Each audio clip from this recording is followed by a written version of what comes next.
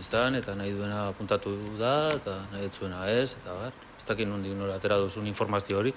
Donostiko kaleetan, badamazkite bi egun altabozakin eta oso konbidapen amable egiak ez dituzte bintzat egiten greba dela eta ez dela. Greba mehatxupean, baina berriz esaten dut bat ere zalantzarik gabe, Donostian sentitzen dana da mehatxupean egingo dan greba bat dela. Eta komertzianteak, merkatariak, dendak irikitzen ez baditue, kristalak osorik izan nahi dituztelako izango da, beste gauzen artean. Batzuk. Bai, noski gehiengo ikaragarri batek esatet. Bueno, honen bestez, lehenbiziko aipamen hau bere horretan utziko dugu, eta gure gaurko gaiari, honetarako bildu gara eta, gaurko gai nagusiari helduko diogu. Jaun Andreok, Euskal Eliza abertzaletuta omen dago. Eta hau da galdera, desabertzaletuko duen desabertzaletzailea, desabertzaletzaile ona ote? Joseba?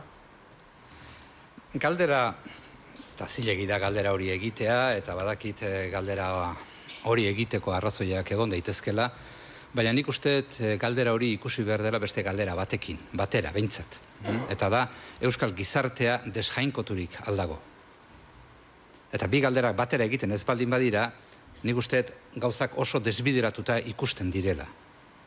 Pentsatzen da, Vatikanoak hartzen dituen erabakiak, bakar-bakarrik hartzen dituela, begiratuta, ia hemengo gotzaigoa eta hemengo apaizgoa, eta hemengo apezak, eta hemengo kristauak oso abertzaleak diren edo ez, eta hori dela Vatikanoak eduki dezaken ikuspegi bakarra. Baina nik uste hori Vatikanoa nahiko gutxi ezagutzea dela, eta pentsatzea dela gure kezka eta arduretatik bakarrik biziko balitz bezala ikustea Vatikanoa, eta nik uste Vatikanoak ere begiratzen duela Euskal gizartean zer ari da gertatzen. Noiz entzuten zaio Euskal Elizari, jainkoaz hitz egiten duenean, edo politikaz hitz egiten duenean. Zer gertatzen da? Kristau mugimenduekin Euskal gizartean, zer gertatzen da Elizekin, zenbait joaten dira Elizetara, zenbait apaizgai daude apaizgaitegietan, eta gauza guzti horiek dira baita ere kezkatzen dituztenak. Beraz, Euskal Eliza abertzaleturik ote dagoen edo ez, eta desabertzaletu egin beharko litzateken edo ez, gutxienez beste galderarekin batera ikusi beharko litzateke Euskal gizartea desjainkoturik aldago, eta desjainkoturik baldin badago, ze bide hartu behar da berriro Eliza entzuna izan dadin ez politikaz hitz egiten duenean bakarrik, baizik eta baita ere jainkoaz hitz egiten duenean. Juan-Mari? Bueno, nik uste dute Euskal gizartea desjainkoturik aldago galdera hori zilegizkoa izan daiteke, horrekin batera beste herri aldeetan antzeko fenomenoa gertatzen dira.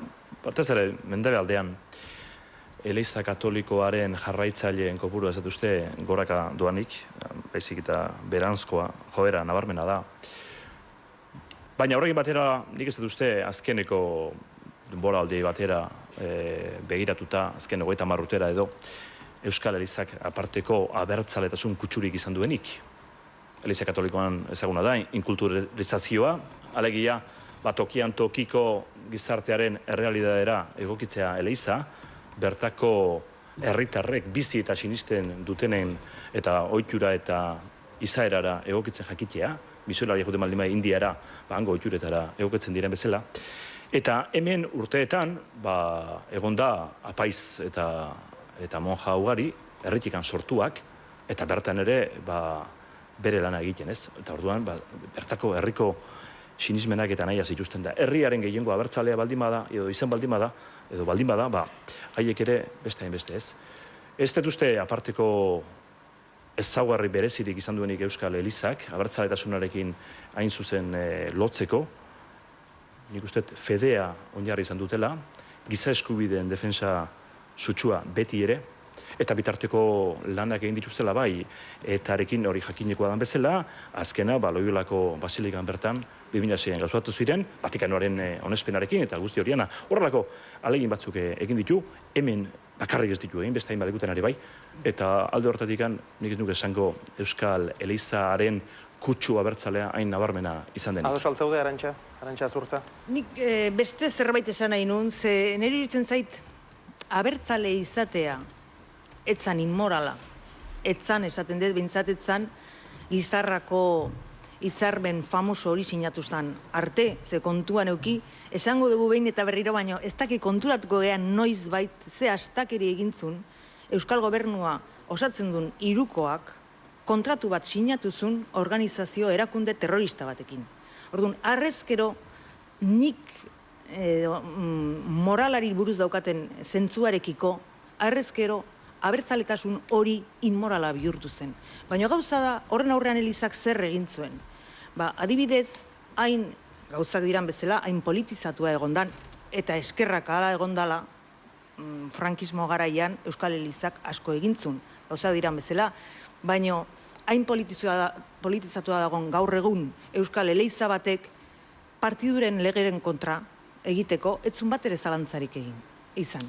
Eta oraindik ez du txintik ere esan, adibidez, Lizarrako hitzarmenari buruz. Beraz, bai, eta olako dato asko daude esateko ez abertzalea dalako, baizik eta epelegia izan dalako terrorismoaren aurrean. Marcos. Ez dakit, Lizarrako